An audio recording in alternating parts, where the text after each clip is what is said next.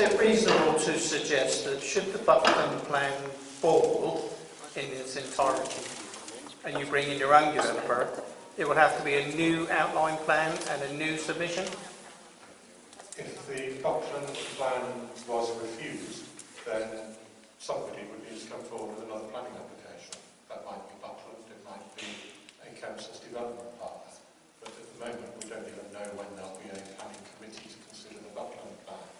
But Buckland clearly cannot obtain a planning permission because they only control half the land. So they cannot physically sign up the legal agreements which would deliver the infrastructure.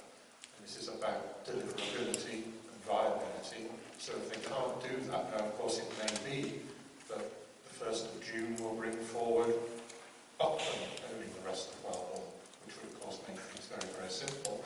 It may bring forward somebody else who is very keen to join up with Buckland. So I guess we need to look at that in just 3 weeks' time and find out who's likely to be owning and controlling this site. And that if things are still up in the air and stay there, because there might be all sorts of appeals, I guess, amongst the owners of the Bench land and Dean Farm Estate, so we might end up still waiting around, and we might be needing to use the last-ditch sort of weapon of last resort, which is compulsory purchase, to make sure that we get all of the land in the same ownership. So, if the Buckland plan was to be refused, how long is that going to set back Welborne?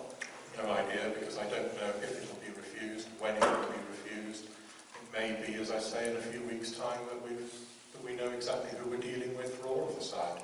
So I see no reason to be trying to put dates on, what happens if. We will continue with our strategy as a council to find a development partner who will obtain a planning consent, and in parallel with that, if we need to use our compulsory purchase powers, we will. If all of that happens, then we're looking at a start on site in 2 years' time.